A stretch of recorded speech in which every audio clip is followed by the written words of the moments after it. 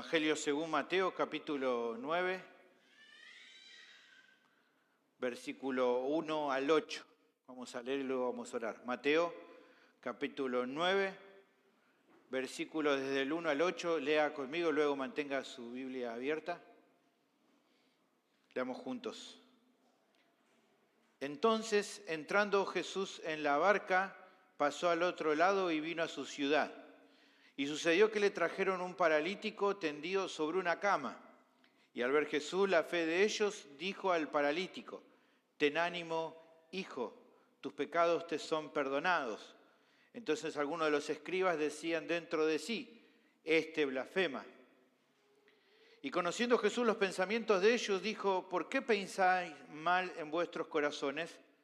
Porque ¿qué es más fácil decir, los pecados te son perdonados, o decir, levántate y anda?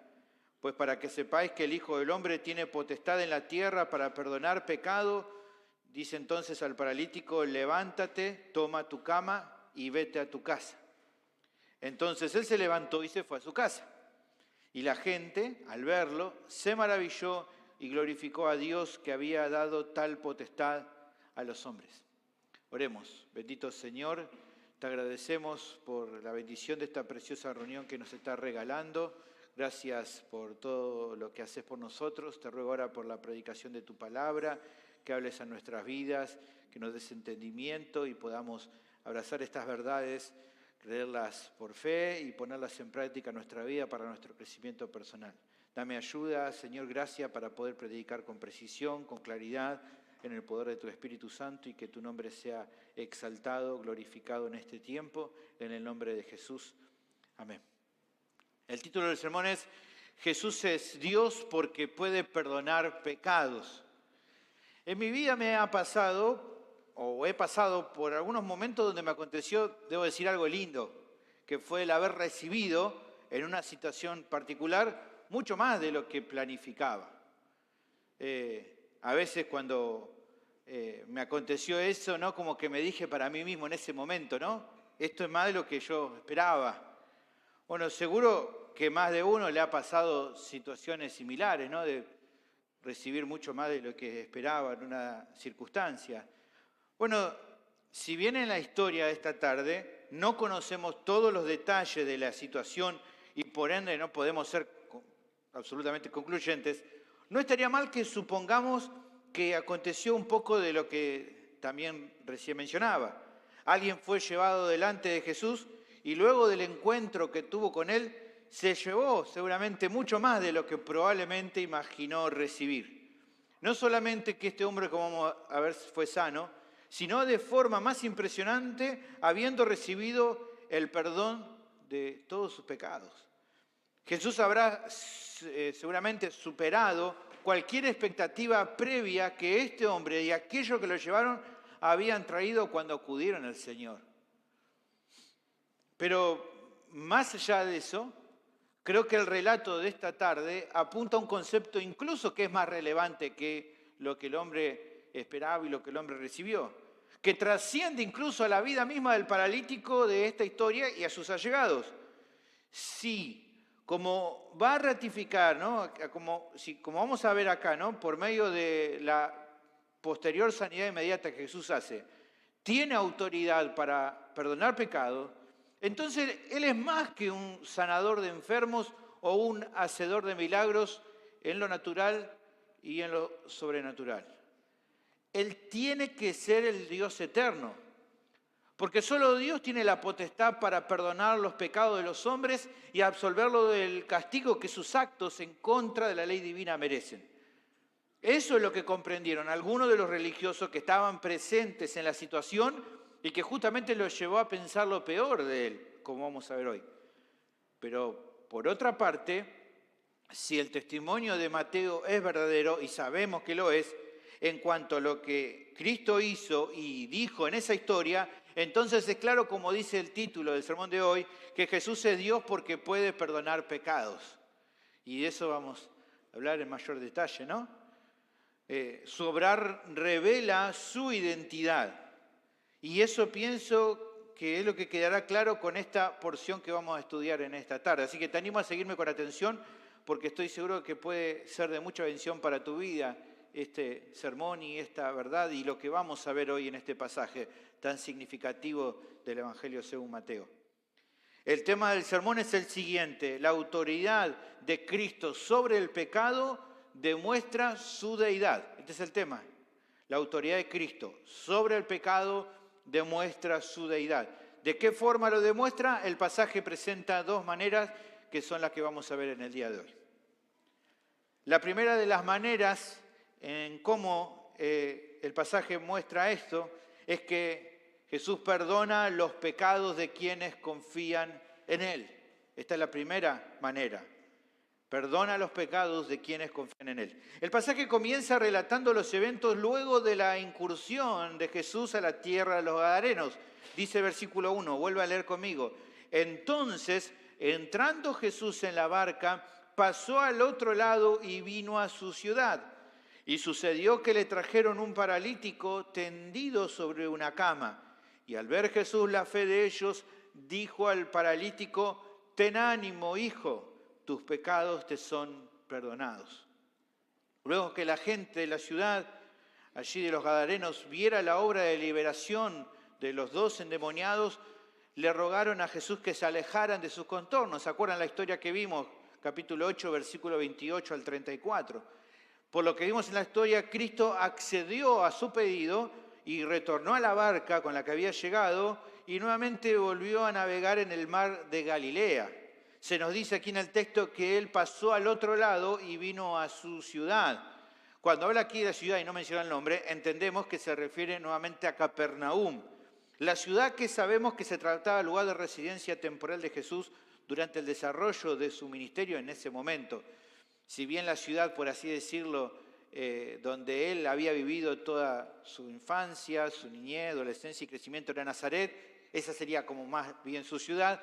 Ya Él había dejado esa ciudad atrás, ya que en su ciudad lo habían rechazado y por eso para Él su ciudad en ese momento, y Mateo lo entiende así, era Capernaum, el lugar donde Él estaba. Probablemente la casa en la que se alojaba sería la de Simón Pedro, donde se acuerdan en capítulo 8, versículos 14 y 5, se nos cuenta de que estando en la casa de Pedro, sana a la suegra de Pedro. Estando en esa ciudad entonces, en Capernaum, es que ocurrió el evento mencionado en esta sección. Dice ahí el texto que sucedió que le trajeron un paralítico tendido sobre su cama. El hecho aquí que se registra en Mateo 9 también se menciona en los relatos paralelos de Marcos capítulo 2, versículo 1 al 12, y Lucas capítulo 5, versículo 17 al 26. Son relatos paralelos que hablan de la misma historia. Ahora, como ya venimos advirtiendo en los sermones anteriores, hay detalle que en comparación con los otros evangelistas, Mateo directamente omite. Como ya hemos explicado, esto es debido a que no agregan valor al propósito por el cual Mateo escribe. Por eso, por ejemplo, es muy llamativo que no llegamos a ver el contexto en el cual se encontraba Jesús cuando estaba o cuando llega este paralítico. Se nos dice allí en Marcos capítulo 2, versículo 2, que Él estaba enseñando en una casa que estaba repleto de gente y estaba difícil, ¿no? Era una situación con mucha gente presente porque Él estaba enseñando y la casa se llenó. También se nos cuenta en los relatos paralelos que cómo fue que el paralítico se presentó delante del Señor. Usted conoce la historia, que los amigos de él eran 4 y que no podían entrar a la casa, entonces lo suben por el techo, hacen como un agujero y lo bajan. Bueno, Mateo no cuenta nada de todo eso, ya hemos visto, él tiene otro propósito distinto al evangelista Marcos. Lo único que el apóstol informó aquí en nuestra historia es que hubo unas personas que trajeron a este paralítico hasta la presencia de Jesús y que, aunque no sabemos el grado de parálisis que tenía, estaba en una situación difícil al tratarse de alguien que, dice el texto, estaba tendido sobre una cama o una camilla. Así todo, hasta ahí no era una situación tan distinta a las de otros tantos que ya antes habían venido a Jesús. Ya estuvimos viendo, se acuerda, de otros enfermos. Él estaba con una condición de vida muy triste, evidentemente, como muchos otros, debido a esta parálisis física que él tenía. Algunos eruditos consideran que podía tratarse de alguien cuadripléjico, o sea, con una parálisis tanto de brazos como de piernas. En ese entonces, usted imagine no existían las sillas de ruedas ni otros aparatos como los actuales que les ayudaran a las personas en esta condición de vida a poder valerse por ellos mismos. No había nada de eso en aquel momento. Por lo que entonces, en aquel tiempo, así como la historia nos muestra, necesitaban que otros los pudieran cargar para movilizarse. Así que por eso se entiende de que hubo personas que lo trajeron. Se comenta también, comentan los estudiosos, que en aquel entonces los cojos o los paralíticos como este que está aquí, sufrían el estigma social debido a su condición, a cómo se encontraban. Esto ya vimos que no es extraño. Pasaba algo similar a los leprosos. ¿Se acuerdan? En su momento hablamos sobre el leproso que se presenta delante del Señor. Bueno, pasaba algo similar con los paralíticos como este. Pero incluso este rechazo de la sociedad era mucho más para el pensamiento de los judíos, para dentro de lo que sería el contexto de vida de judíos o contexto de vida de la región, debido a la creencia general de que toda enfermedad y aflicción para ellos era siempre fruto directo de algún pecado particular de la persona o de un familiar. Es algo que la gente pensaba, incluso en aquel tiempo, no habiendo los avances médicos de hoy, donde muchas situaciones se pueden arreglar más sencillo. En aquel tiempo muchas de las situaciones como esta eran imposibles de ser tratadas, y entonces la gente se daba esta idea. Era algo que incluso los discípulos también en cierta manera pensaban por el trasfondo de vida que habían traído delante de Jesús. Es muy interesante, por ejemplo, en el Evangelio según Juan, capítulo 9, versículo 1, allí, fíjense que Juan nos cuenta un poco de cómo era la manera de pensar de los discípulos, pero en general de los judíos o la gente de aquel momento. Dice en ese texto, al pasar Jesús vio un hombre ciego de nacimiento y le preguntaron sus discípulos diciendo, Rabí, ¿quién pecó, este o sus padres, para que haya nacido ciego? Era la idea que estaba en estas personas. Bueno, este era un error. Si bien es cierto que las aflicciones, los dolores y toda clase de dificultades son una consecuencia de la presencia de pecado en el mundo, no necesariamente cada una de estas cosas tengan como origen un pecado grave que alguien haya cometido. No toda enfermedad o problema grave es la retribución directa del juicio de Dios sobre una persona o sobre la persona que cometió algo grave. Aunque, claro, sí pienso que es adecuado considerarlo como una demostración gráfica de las consecuencias destructivas en acción en el mundo, debido a que este mundo está roto desde la caída de la humanidad, como ya venimos hablando al respecto. Un comentarista también agrega un detalle que puede ayudarnos a entender mejor la situación, en particular los pensamientos de este paralítico. Escuche, dice, al igual que aquellos que lo trajeron, es más que seguro que el paralítico podía asociar su parálisis a un castigo directo por su propio pecado o el de sus padres o abuelos, y esa idea debió haber agregado mucho más sufrimiento a su condición. Dice también este comentarista, en su propia mente y en las mentes de la mayoría de las personas que lo veían, su parálisis era una representación vívida de la propia pecaminosidad del hombre y del juicio de Dios. Esa creencia daba a los cojos y a los enfermos aún más motivos para huir de las multitudes, ¿no? En el sentido de tener este estigma, la gente al verlo decía, mirá a este hombre, ¿qué habrá hecho para estar en esta situación? Pero es interesante porque todas estas ideas y pensamientos de él mismo y de la gente que lo rodeaba no termina siendo un impedimento para que entonces, como el relato aquí nos cuenta, así todo él se acercara en ese día a Jesús. Probablemente todo hubiera esperado que un cojo hubiera estado en un lugar aislado o apartado, así como los leprosos, pero como pasó con el leproso, se acercan a Jesús. A pesar de todo, él y aquellos que lo trajeron, porque él no pudo venir solo, necesitó que lo trajeron, bueno, todos ellos tuvieron confianza de que Jesús podía hacer algo para cambiar la situación de este hombre. Pero hay algo también que queda claro por lo que se nos comenta en la historia. Este paralítico evidentemente buscaba algo más que levantarse de esa camilla. Ya Mateo nos relató en otras secciones acerca de Cristo sanando enfermedades. Pero acá nos indicó que por sobre esta parálisis había otro problema más grande que este hombre tenía y que, o debido a su condición física, que tal vez la parálisis incluía el no poder hablar, o porque no se sentía digno de pedirlo, no lo menciona, aquí el texto no lo menciona, que él lo hable de forma directa, pero así todo, Jesús supo discernir con claridad qué pasaba en el corazón de esta persona. Él lo entendió. Mateo no nos dice justamente lo que... No es que Jesús se entera porque el hombre le dice, porque no menciona nada, pero entendemos entonces que como que él discierne lo que pasaba. Esto no es extraño. A ver, si bien en otras ocasiones los que se acercaban al Señor Jesús les informaban lo que él quería, en otros casos no hizo falta. No es que hay un solo patrón. Fíjense, por ejemplo, en Mateo capítulo 20, versículo 32, deteniéndose Jesús allí con unos ciegos, los llamó y les dijo, ¿qué queréis que os haga? Y bueno, ellos le cuentan. Pero en otros casos, por ejemplo, se nos habla de Jesús entendiendo lo que las personas estaban pensando o imaginando o sintiendo. Dice allí en Juan capítulo 2, versículo 23, estando en Jerusalén en la fiesta de la Pascua, muchos creyeron en su nombre viendo las señales que hacía. Pero Jesús mismo no se fiaba de ellos porque conocía a todos y no tenía necesidad de que nadie le diese testimonio del hombre, pues él sabía lo que había en el hombre. Bueno, el caso de nuestra historia allí en Mateo 9 lo vemos más relacionado con el segundo texto, con el de Juan. Claramente Jesús comprendió lo que pasaba en el corazón del hombre, en su mente. ¿Y qué vemos que aparentemente Jesús entendió perfectamente? Bueno, creo que evidentemente hubo dos cosas que entendió de forma muy clara. La primera cosa que entendió, que el mismo texto aquí nos menciona de manera explícita en el relato, que es, Jesús notó, dice, la fe de estas personas. Él lo consideró muy bien. Aquí la idea es algo que se comprende muy bien.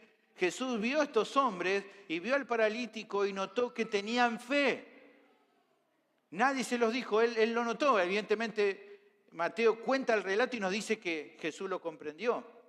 Confiaron en que aquel que ya había dado muestra de sanar enfermos podía hacer algo en la vida de este paralítico. La segunda cosa que vio, que se nos menciona, pero de manera indirecta, es lo siguiente, es decir, por la respuesta que Jesús le da al hombre, entendemos que sobre todo lo que este hombre anhelaba era que Cristo arreglara su corazón, porque lo primero que entiende Jesús es el problema de su alma y no el problema que aparentemente todos podían pensar que quería que se solucione. Que de alguna forma entendía pudiera remediar el problema central en su vida, que eran sus pecados. El pastor John MacArthur lo explica de una manera muy linda, escuchen. A pesar de su fe, este hombre pudiera haber llenado de temor, o pudiera haberse llenado de temor al enfrentarse a aquel que tenía poder para curar todo tipo de enfermedad. Quizás ahora se preguntaba si también Jesús podía curar corazones. En cualquier caso, en toda su fealdad física, moral y espiritual, de manera dispuesta y silenciosa, el paralítico quedó al descubierto ante Jesús y la multitud. También estaba literalmente a los pies de Jesús y en su corazón se arrojó sobre la compasión del Señor. Se acercó a Jesús en verdadera humildad, en la pobreza de espíritu que Dios exige del corazón que le busque, tal como Jesús mismo había mencionado en Mateo capítulo 5, versículo 3.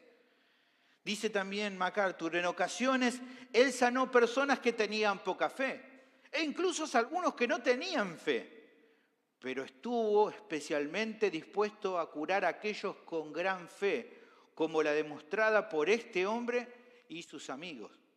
Fue una fe similar a la mostrada por un centurión antes, ¿se acuerdan? Capítulo 8, versículo 10, una fe que Jesús elogia. Y que pronto también mostraría un hombre cuyo hija había muerto, capítulo 9, versículo 18, cuando veamos la historia de Jairo.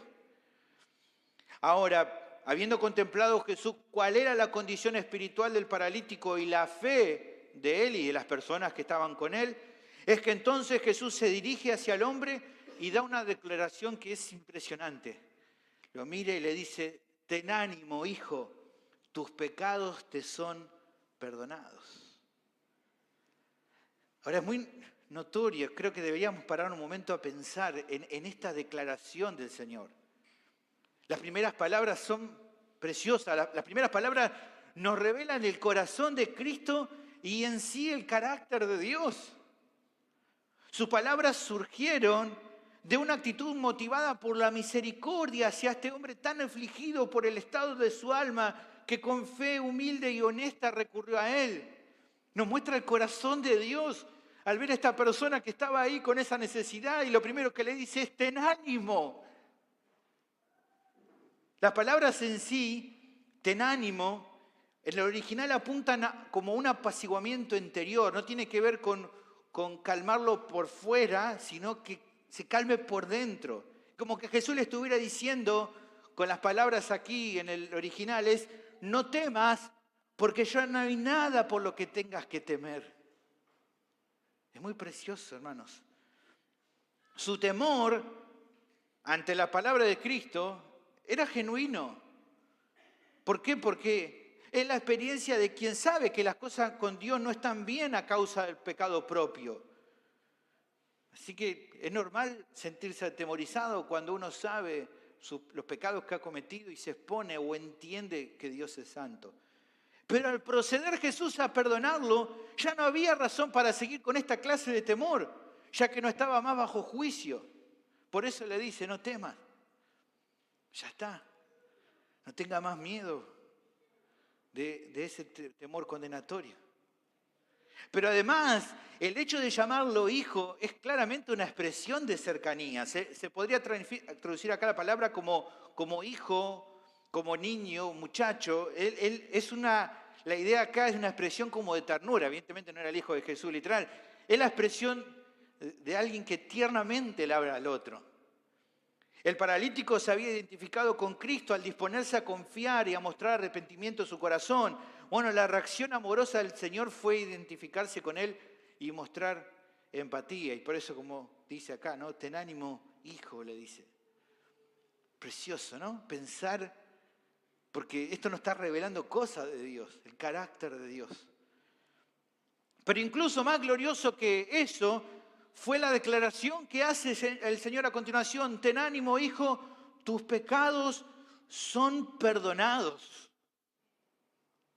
Esto es lo más tremendo de todo lo que está en esta sección.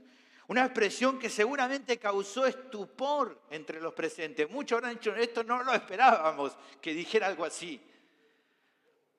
Todos que pensaron rápido: ten ánimo, hijo, levantate. No, le dice: ten ánimo, hijo, tus pecados son perdonados. Estas palabras representan un milagro divino que es tal vez el más grande de todos los milagros. Pero, sin lugar a duda, es el milagro más anhelado por aquel que lo recibe. Que el Dios Santo perdone los pecados, o que perdone los pecados de alguien que quiere ser perdonado. No hay mayor milagro que alguien pueda recibir.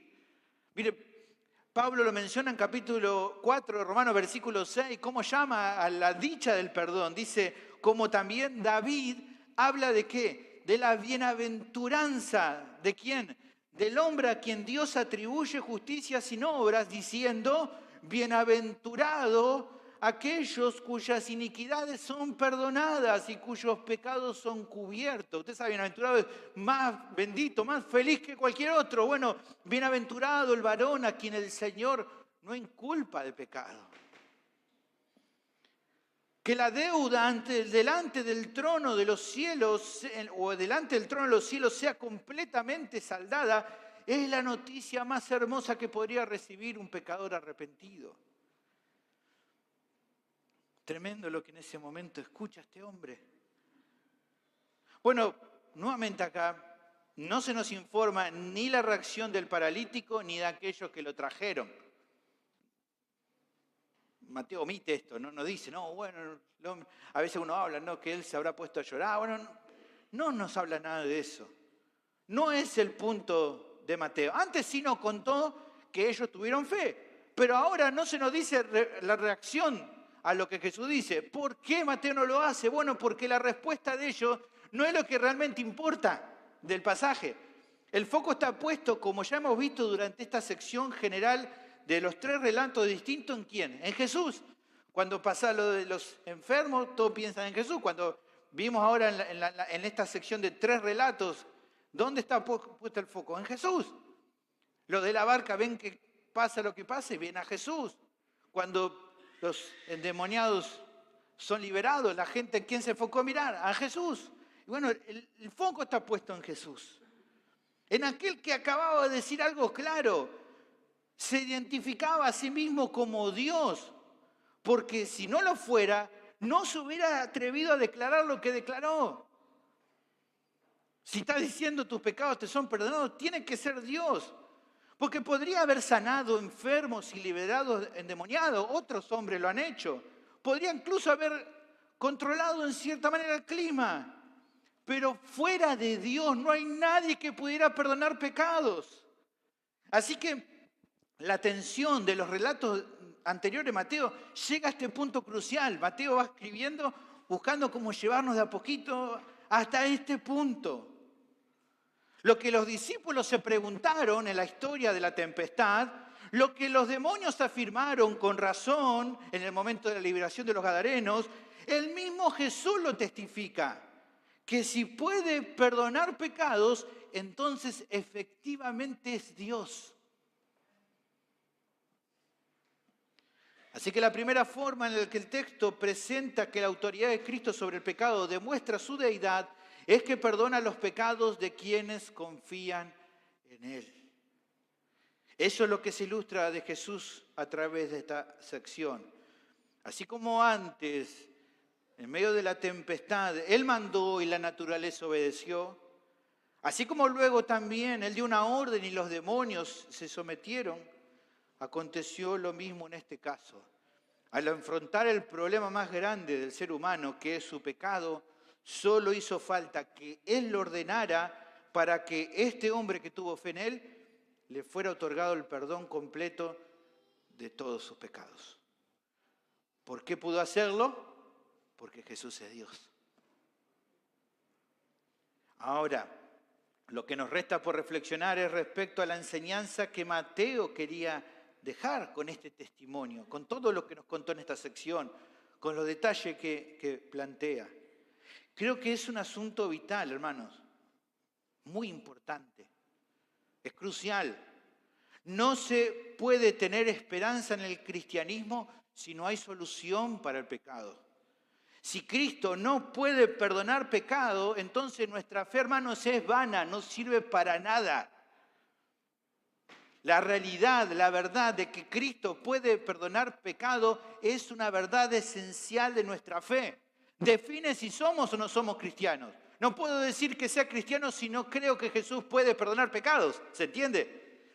Ese es el punto aquí, primero a pensar, como para tener y ver que no es simplemente el relato. Luego Pablo, por ejemplo, en Efesios capítulo 1, versículo 7, lo aclara y dice, hablando de Jesús, en quien tenemos redención por su sangre, el perdón de pecados según las riquezas de su gracia.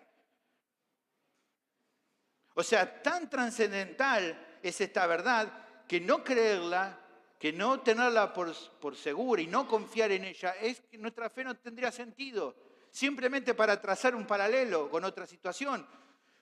No creer que Jesús puede perdonar pecados es lo mismo que no creer que Él resucitó. No se puede no creer, no se es cristiano si no se cree eso.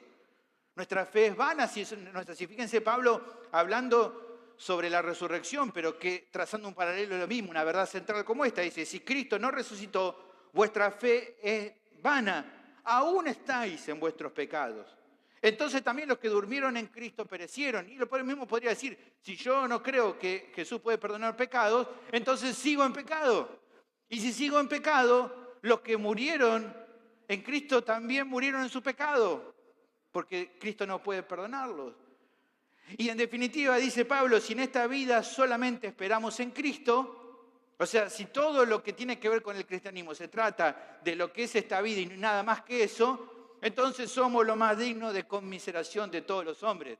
Somos recontra tontos si pensamos que solamente el cristianismo se trata de vivir una vida más o menos buena en este tiempo. No es todo esta vida, es apenas el comienzo de lo que nos espera.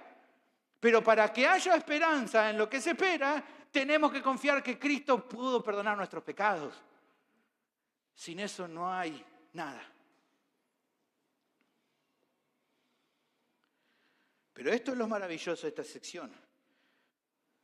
Es cierto, también pensémoslo, que nosotros no hemos llegado a Cristo cargando una parálisis como la del hombre de la historia. No sé si hay alguno acá, los conozco más o menos la mayoría, ninguno llegó a Jesús cuadripléjico. Pero hay algo en lo que sí todos nos podemos identificar con este paralítico. ¿Qué cosa? Que venimos cargando a cuesta con todo nuestro pecado, con toda nuestra ruina, producto de habernos entregado durante toda nuestra vida a la iniquidad. Y vinimos confiando en que Jesús algo podía hacer. Y aunque era vergonzoso reconocer nuestra necesidad de Dios y nuestra bancarrota espiritual, eso tampoco a nosotros nos importó. Y así todos nos acercamos a Él con un corazón arrepentido y confesando el desastre espiritual en el que estábamos. ¿Y qué pasó? ¿Qué pasó? Que Jesús nos miró con la misma compasión y en su bondad también nos dijo: ten ánimo, hijo, tus pecados son perdonados. Lo mismo. ¿Cómo supimos que eso era verdad? Porque nuestra vida cambió para siempre, hermanos. Algunos recuerdan el momento preciso de su salvación. Otros no, pero admiten un tiempo en su vida cuando comenzaron a experimentar que las cosas ya no fueran como antes. Bueno, no importa cómo haya sido tu caso. Lo que importa es que al mirar para atrás de algo estamos seguros, que Cristo nos perdonó y por lo tanto ya no cargamos el peso de la condenación. Ya sabemos que Él nos perdonó. Y aunque en ocasiones, a causa del pecado remanente, no siempre experimentamos el gozo que quisiéramos, una convicción en nuestro interior nos lleva a dar gracias a Dios por Cristo, porque por medio de Él hemos recibido el perdón.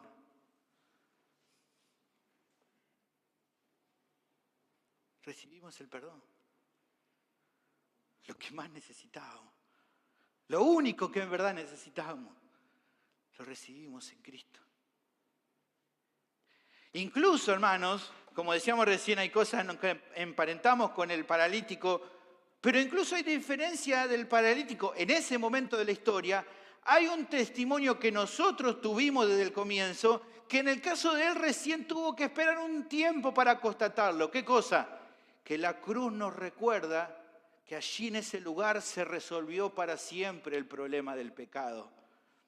Nosotros lo supimos en el primer momento, que si había confianza para tener seguridad de que Cristo podía perdonar pecados es porque Él murió en la cruz por nuestro pecado. La cruz fue algo que nos impactó. Él murió por mí. Por eso puedo confiar de que Él pudo perdonar mi pecado.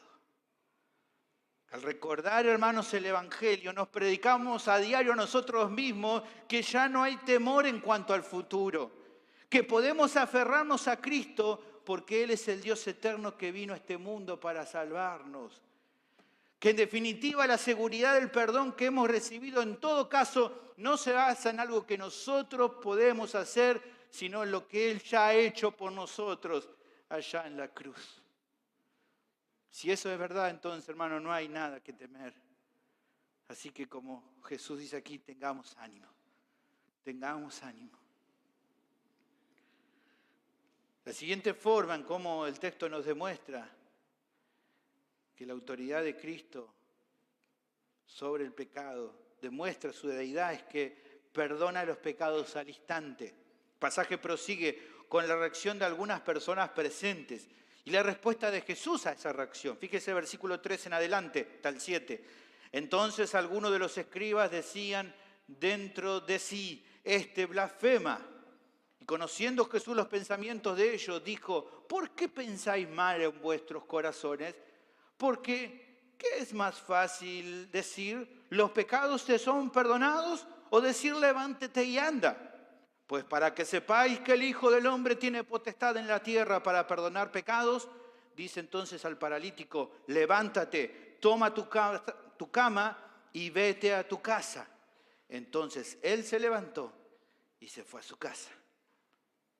Luego de que el Señor declaró el perdón de los pecados del paralítico, fíjense, no se nos dice nada acerca de la reacción del paralítico, pero sí se nos dice algo respecto a personas que estaban ahí dando vueltas. Dice que algunos de los escribas presentes pensaron dentro de sí, Jesús blasfemó por lo que dijo. Muy interesante nuevamente, porque así como Jesús supo lo que había en el corazón del paralítico y de lo que ellos que le trajeron y supo que hubo fe, también sabía que había algunos alrededor que estaban pensando mal de él.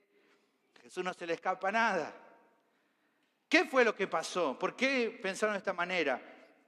Bueno, creo que la explicación del comentarista antiguo William Hendrickson es muy buena para entender lo que ellos pensaron en ese momento y la comprensión de por qué estaban tan equivocados. Fíjense, escuche.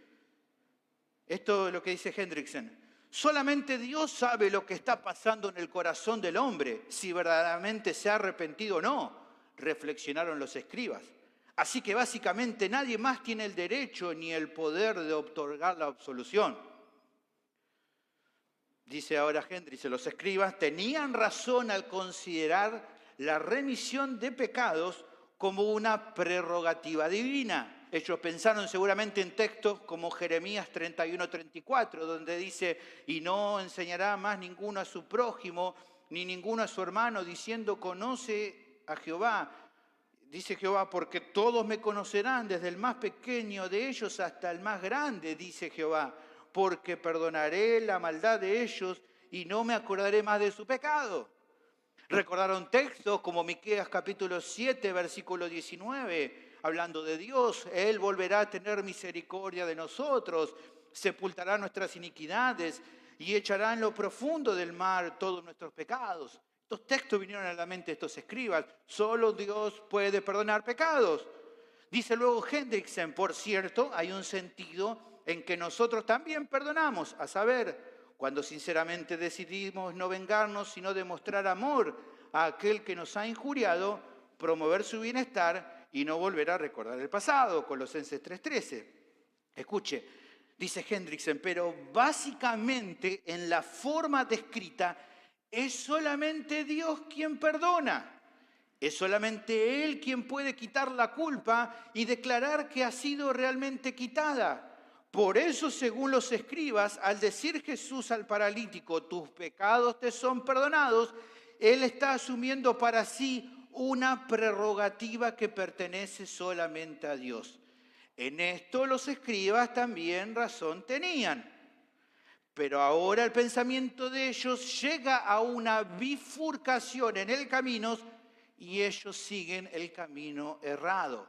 Dice Hendrickson, uno de dos, o A, Jesús es lo que por inferencia pretende ser, esto es Dios, o B, blasfema en el sentido de que injustamente reclama los atributos y prerrogativas de la divinidad.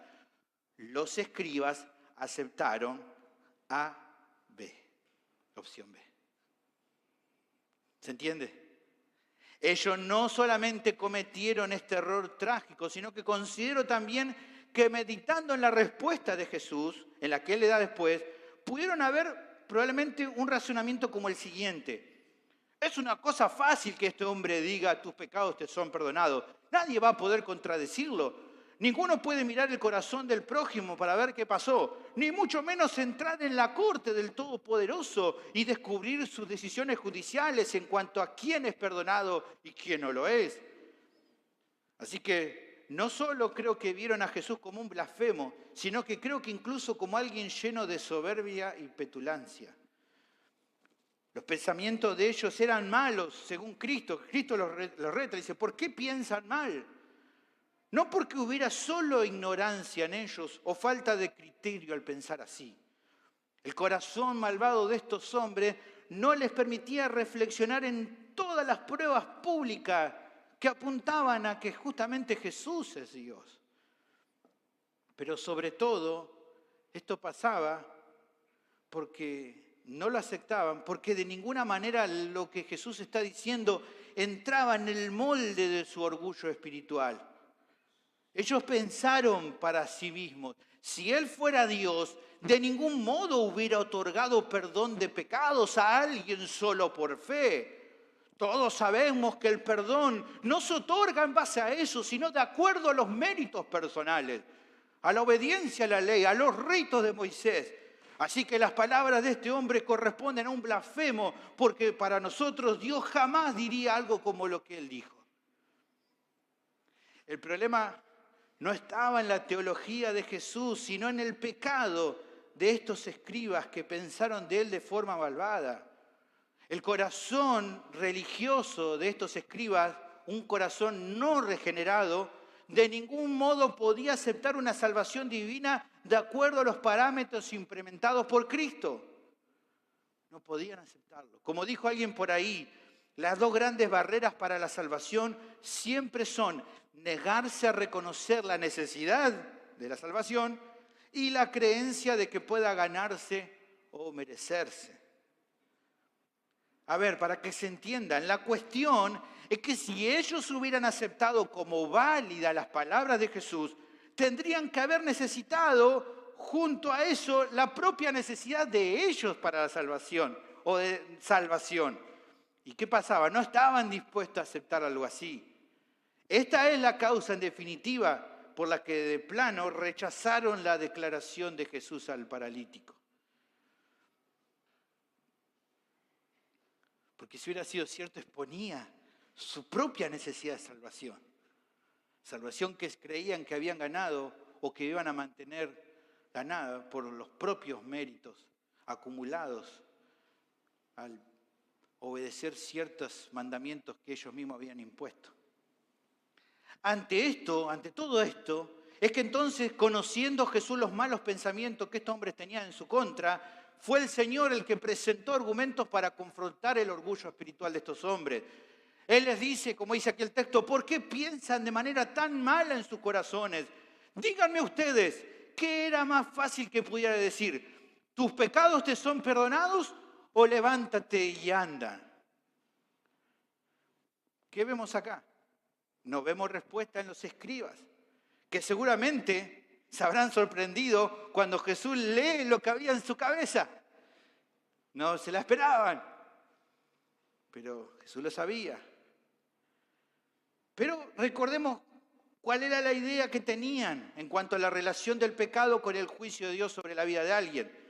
De acuerdo a esa noción, es probable que, aunque no lo hacen, pero si se hubieran animado a darle una respuesta a lo que el Señor plantea, me imagino que lo que le hubieran respondido es lo siguiente: ¿qué es más fácil o qué es más difícil? Bueno, las dos cosas son difíciles. Porque si los pecados de este hombre son la causa de su enfermedad, solamente resolviendo primero el problema de su pecado es que se le podría otorgar la sanidad de su parálisis. O sea, si no hay absolución divina, de ningún modo se podría resolver la condena que pesa sobre él, que en este caso es el estar postrado. Eso es lo que probablemente le hubieran respondido, pero no lo hacen. No lo hacen.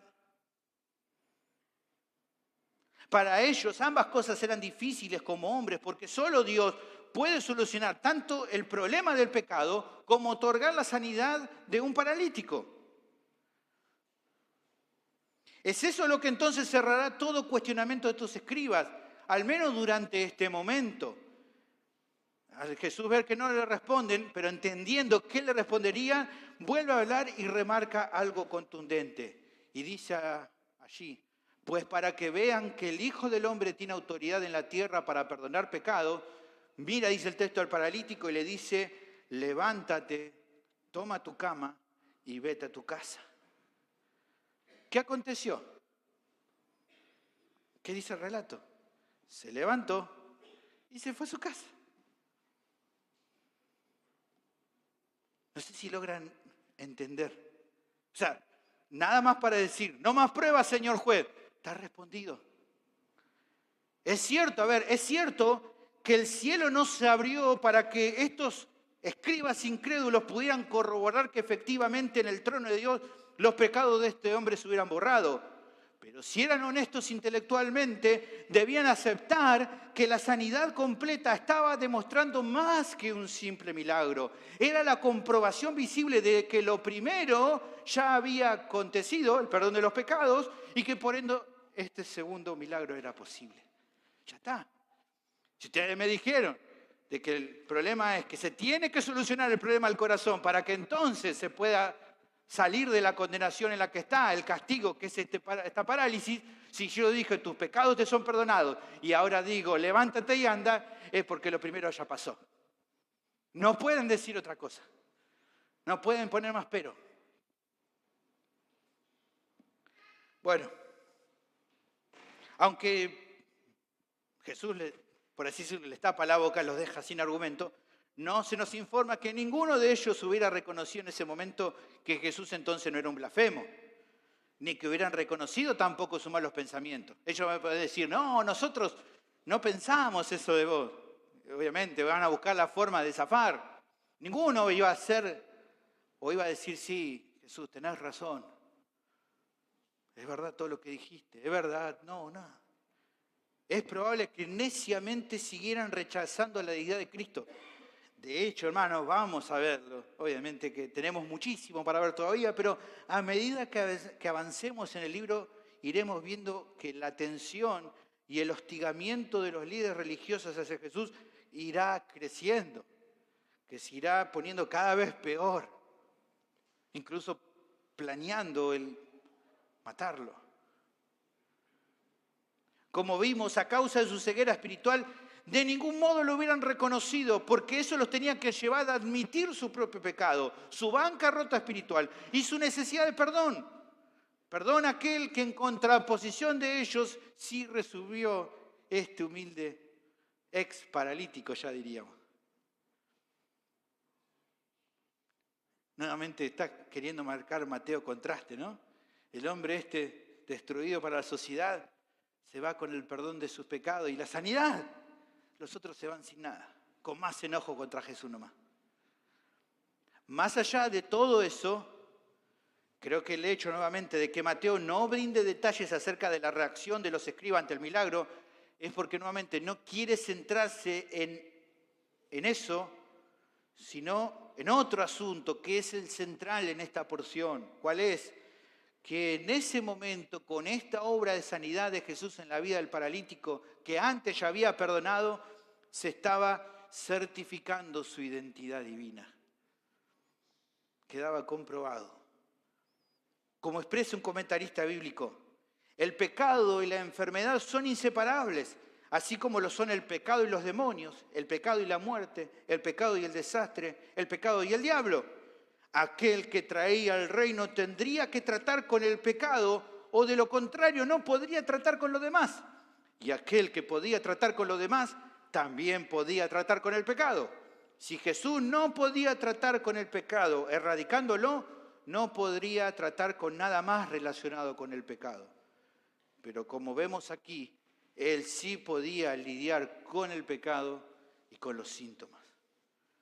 No solo, hermanos, que podía hacerlo, sino por lo que vemos tanto en la mención del perdón como en la posterior sanidad, lo logra en solo un instante con una sencilla declaración. No fue más que decirlo y el hombre fue perdonado. No fue más que decirlo nuevamente y este hombre cuadripléjico fue sanado. ¿Por qué él así podía obrar, hermanos?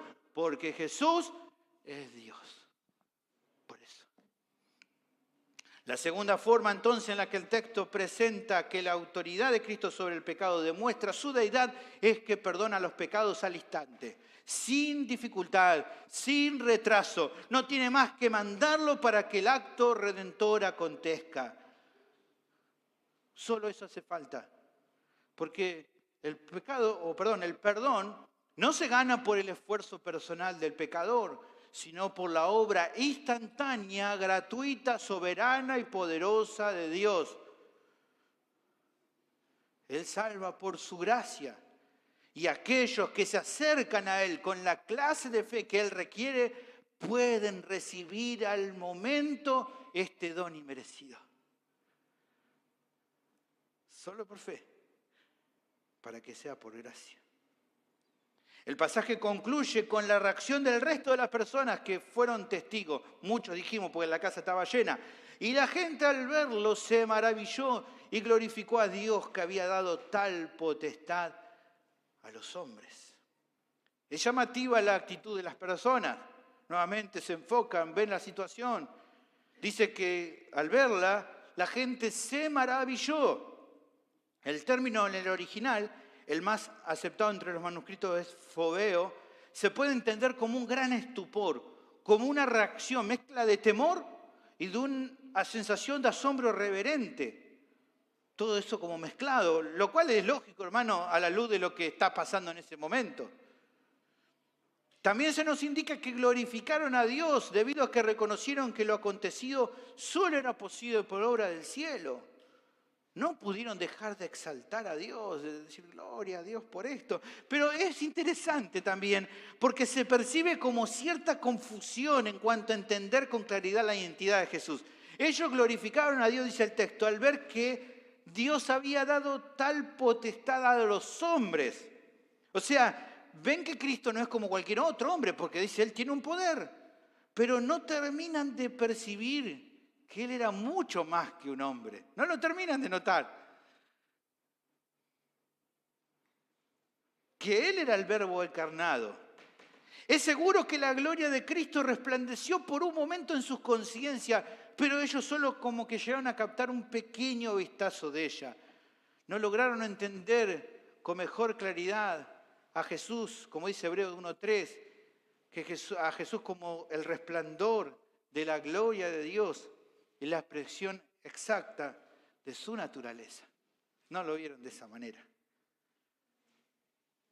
Lo que resta por considerarse en cuanto a qué es lo que el apóstol quería testificar con esta sección a sus lectores. Creo que por un lado es animarnos por medio de este relato y a su vez también exhortarnos, amonestarnos. El hacernos ver por un lado la confianza que tenemos que por medio de la obra de Cristo, hermanos, ya hemos sido completamente perdonados. La sangre de Cristo ha pagado el precio de nuestra redención de una vez y para siempre. El autor de Hebreos, en capítulo 10, versículo 10, lo dice con claridad.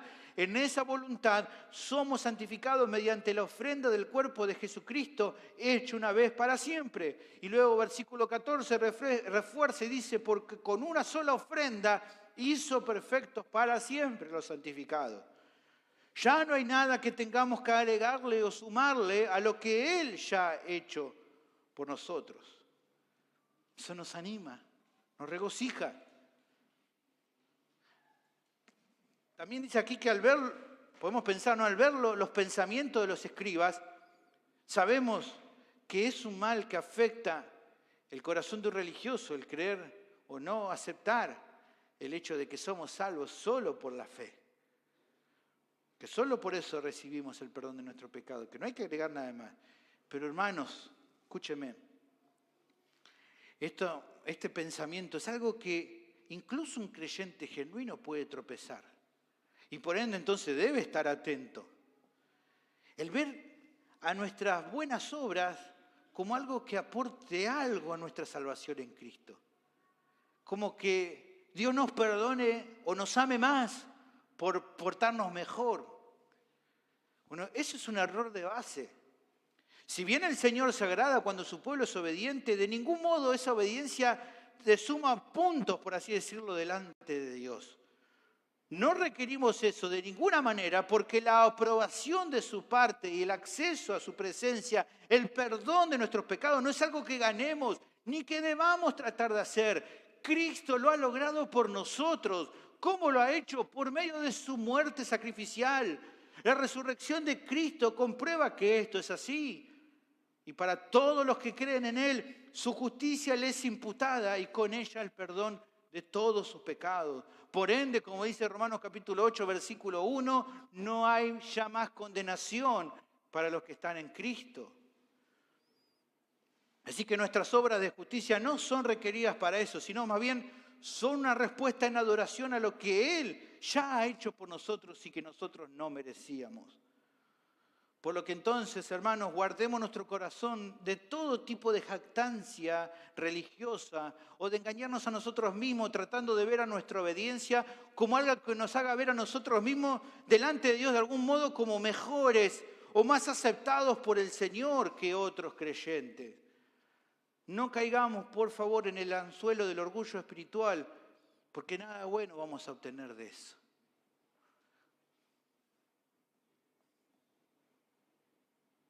En cambio, mantengamos la misma clase de fe y de humildad con la que vinimos a Cristo en aquellos primeros días cuando nos acercamos a Él y Él perdona nuestros pecados. Que recordemos como Pablo, Cristo vino a salvar a los pecadores, de los cuales soy el primero. Que sea siempre así, hermanos, nosotros. Por otro lado, también la reacción de la gente me hace pensar, piense usted, hermano, si estas personas presentes durante el milagro pudieron glorificar a Dios y experimentar un temor reverente por las obras que Él hizo, incluso sin entender completamente la identidad de Jesús, hermanos, ¿cuánto más devoción debería generar a nosotros que sí entendemos con certeza quién es Él y qué ha hecho por nuestras vidas? ¿Cuánto más, hermano? Que no tenemos la confusión de esta gente. ¿Cuánto más deberíamos adorarle, bendecirle, vivir para su gloria, al entender quién es Él, qué ha hecho por nosotros? Por último, considero que hay una enseñanza central, una más, que obtenemos de esta sección y que nos anima, hermana, que creo que es hermosa. Un poco antes mencionaba acerca de que el pecado, de que si bien no es correcto ver a cada circunstancia dura en la vida como un juicio de Dios a causa de un pecado en particular, sí es correcto ver al pecado como el causante general de aquellas cosas en el mundo y en la vida que en ocasiones padecemos. Trastornos de salud, problemas espirituales, desastres naturales, conflictos interpersonales y un largo etcétera, hermanos, son en menor o mayor grado un producto derivado de la caída del hombre. Son fruto de vivir en un mundo que está roto y teniendo corazones rotos debido a nuestro propio pecado. Ahora, ¿cuál es la esperanza, hermano, que este pasaje nos trae y que es hermoso? La realidad de que todo lo malo, lo doloroso, lo triste que vivimos y que vemos a nuestro alrededor, cuando Cristo regrese y destruya para siempre al pecado, ¿qué piensan ustedes que va a pasar? Se va a terminar. Se va a terminar, hermanos. Todas las situaciones que acontecen a causa del pecado. Como dice el dicho, muerte el perro, se acabó la rabia. Destruido el pecado, se acabó el problema. Se acabó. Sin más pecado en el mundo, todo lo que provoca ya no lo veremos. No lo tendremos que sufrir nunca más. Lo que el relato de esta tarde nos brinda es solo un adelanto de eso. Si el Hijo del Hombre en su humillación logró solucionar el problema del pecado en la vida de este hombre junto con alguna de las consecuencias que traía aparejada, ¿cuánto más no lo hará en el mundo cuando regrese en gloria por segunda vez?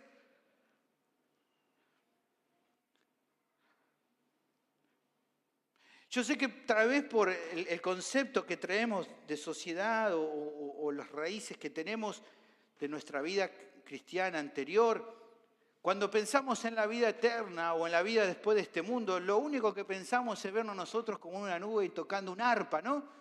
O pensamos en la vida eterna solo como 24/7 cantando y alabando a Dios, ¿no? En un coro ahí hasta que la voz se nos canse.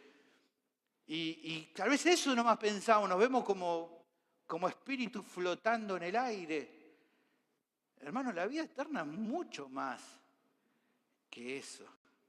Es una vida física porque vamos a recibir cuerpos resucitados, cuerpos.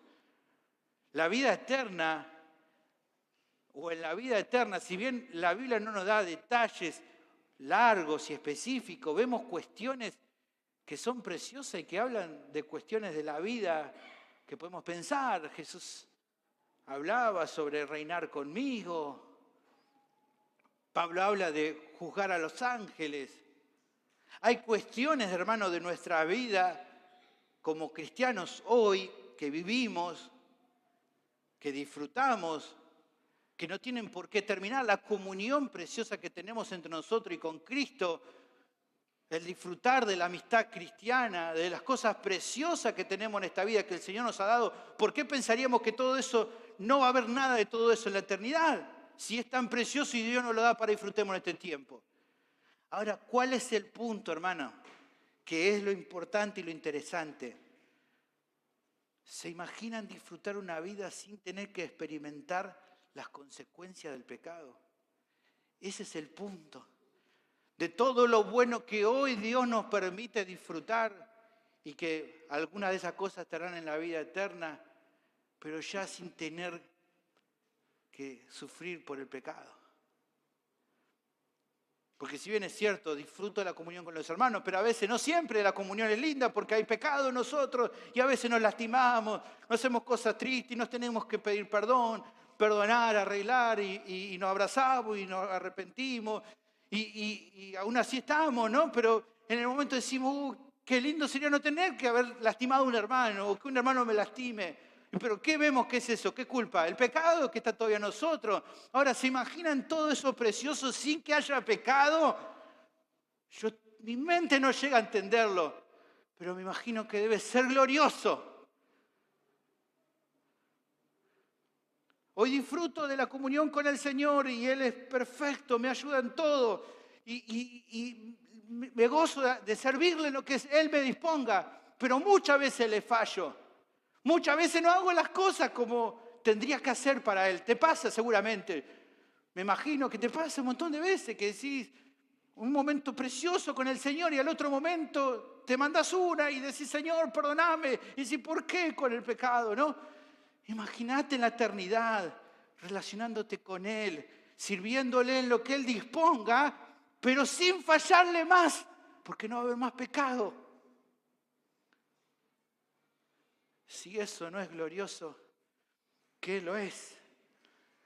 Y eso va a pasar cuando Él vuelva, cuando Él termine con el pecado para siempre. Hoy ya experimentamos el gozo de nuestra salvación, aunque todavía combatimos contra el pecado. Bueno, cuánto mayor gozo y gloria será cuando los conflictos actuales, producto del pecado, se terminen para siempre, hermanos.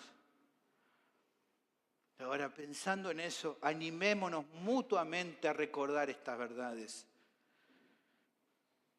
Leamos uno de los pasajes allí que está, 1 Corintios 15, 53 y 58, que Pablo habla a los corintios sobre pensar en lo que será la gloria eterna cuando Cristo regrese. Y fíjense que le dice, porque es necesario que esto corruptible, nuestra vida, se vista de incorrupción y esto mortal se vista de inmortalidad. Y cuando esto corruptible se haya vestido de incorrupción y esto mortal se haya vestido de inmortalidad, entonces se cumplirá la palabra que está escrita. Sorbida es la muerte en victoria. ¿Dónde está, oh muerte, tu aguijón? ¿Dónde, oh sepulcro, tu victoria? Ya que el aguijón de la muerte es el pecado y el poder del pecado la ley. Mas gracias sean dadas a Dios que nos da la victoria por medio de nuestro Señor Jesucristo. Entonces, a la luz de todo lo que acontecerá cuando Cristo regrese, hermanos míos amados, dice Pablo, estad firmes y constantes, creciendo en la obra del Señor siempre, sabiendo que vuestro trabajo en el Señor no es en vano. Un día se acabará. Y 1 Tesalonicenses capítulo 5 habla también sobre la venida del Señor, sobre lo que acontecerá en ese momento y finalmente luego de recordar lo que Cristo hará por los otros, dice en el versículo 11, por lo cual animaos unos a otros y edificaos unos a otros así como lo hacéis. Animémonos mutuamente a eso, hermanos. Vivamos en este mundo como debemos vivir, pero siempre con la mirada puesta por la fe en lo eterno. Y que además cada victoria actual con el pecado sea un recordatorio continuo de lo que será nuestra vida en la eternidad cuando ya nuestra lucha diaria por hacer morir el pecado concluya para siempre. Hoy, ¿qué tenemos que hacer todos los días? matar el pecado, hacer morir lo terrenal, hacer morir el pecado, hacer morir el pecado que acontecerá en la eternidad. No hay más pecado que hacer morir porque ya el pecado no existirá más, hermanos. Animémonos con eso en la batalla que hoy tenemos. Pronto viene el Señor y el pecado se va a acabar. Va a ser un recuerdo nomás del pasado. Finalmente, creo que hay algo significativo en esta historia en la que debemos meditar. Vemos al menos 3 grupos de personas. Primero, al paralítico y a quienes lo trajeron, que habiendo confiado en Cristo recibieron la misericordia del Señor. Luego tenemos a aquellos que rechazaron la enseñanza de esta sección. Esas personas no creen que pueda ser posible que ellos no puedan ni deban aportar nada a la salvación de su alma. Les parece absurdo, en definitiva, eso, porque no se ven a sí mismos tan malos. Creen con falsa modestia que es probable que tengan cosas para mejorar, pero no al punto de reconocer que si van a recibir el perdón sea solo por gracia y no en virtud de algo bueno que Dios haya visto en ellos.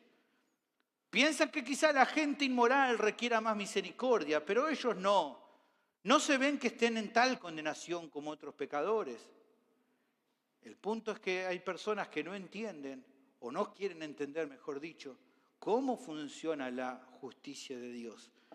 El patrón para evaluar tu vida no es qué tan bueno sos a tu criterio en comparación con otros. Según las Escrituras, el estándar de Dios que Él demanda es una justicia perfecta. Y ninguno de nosotros de manera natural la posee. Por ende, estamos en bancarrota espiritual, lo reconozcamos o no lo reconozcamos. Y por eso necesitamos el perdón, el cual se obtiene, como vimos esta tarde, solo por gracia, por medio de la fe. Si no te arrepentís de tus pecados, querido oyente, que estás con este tipo de manera de pensar, no vas a obtener parte en el reino de los cielos, porque los que se aferren a su orgullo espiritual no van a entrar a ese reino. Pero vimos también que hay un tercer grupo, el de aquellos que manifiestan a favor de Dios, que no presentan un rechazo interno o externo respecto a Cristo y su mensaje. Cuando ven las obras de Dios dicen, gloria a Dios, qué lindo, qué precioso que es Dios, qué bueno.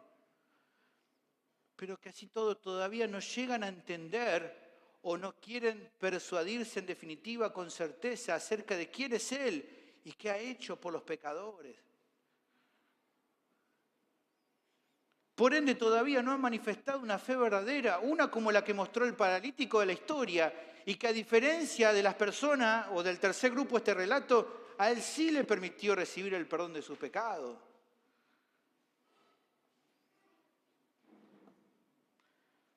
Conocemos personas así, hoy hablaba un poco de eso, Cristian, de lo que las personas creen a veces cuando le predicas el Evangelio. Y dice, sí, yo creo en Dios, sí, yo creo en Jesús, sé que Él murió en la cruz, pero él es tu Salvador, no sé.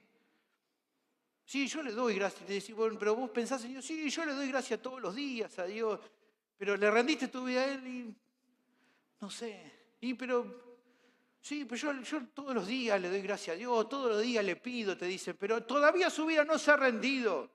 Bueno, déjame decirte, amigo, amiga, que me escuchás, si vos sos parte del segundo grupo, del que rechaza a Cristo y al Evangelio, aferrado a una autojusticia que no te puede salvar, o si sos del tercero, no rechazando de manera abierta a Jesús, pero no confiando de corazón en su mensaje, bueno, estás en la misma condición delante de Dios. Todavía necesitas imperiosamente el perdón de tus pecados, porque si sos parte del segundo o del tercer grupo, el destino es el mismo, es el lago de fuego y azufre.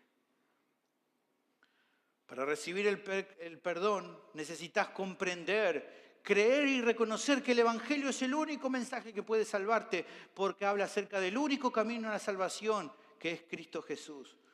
Por medio de su obra en la cruz ha logrado la victoria sobre el pecado. Por eso te llaman esta tarde a que dejes de confiar en tu propia justicia que no te puede salvar, que abandones tu ignorancia espiritual que te permite reconocer a Dios pero no humillarte de verdad ante Él, y que vengas de una vez por todas a Jesús en arrepentimiento y fe. Si hoy mismo lo haces, podrás recibir el perdón completo y al instante de todos tus pecados. Tu vida puede cambiar para siempre.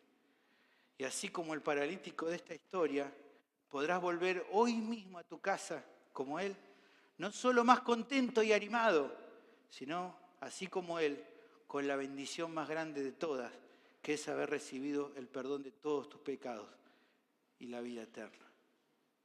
Reconciliado con Dios y en paz con Él. Querido oyente, ¿acaso hay algo más importante en la vida que eso? Por supuesto que no. Así que vení hoy a Cristo, no esperes más. Bendito Señor, te agradecemos por tu amor, por tu misericordia, por tu bondad, por todo lo que has hecho en nuestra vida, por este precioso sermón que nos muestra a Cristo como la autoridad de Él sobre el pecado demuestra su deidad, al punto de que perdona los pecados de aquellos que confían en Él, al punto de que perdona los pecados de ellos al instante. Y damos gloria a tu nombre porque esa es nuestra experiencia. Cuando hemos venido ante ti y has perdonado todos tus pecados, todos nuestros pecados, Señor. Queremos agradecerte por eso. Queremos guardar nuestros corazones, Señor, del orgullo espiritual, de creer que merecemos el perdón de alguna manera y confiar en este perpetuo Salvador que tenemos en Cristo. Que esto nos haga reflexionar, que nos animemos mutuamente a que pronto regresará Cristo y con Él su galardón, y que en aquel momento Él destruirá para siempre el pecado y viviremos una gloria eterna ya con el pecado completamente erradicado, disfrutando de la gloria eterna junto a Cristo. Te doy gracias por todo esto en el nombre de Jesús. Amén. Dios le bendiga, hermano.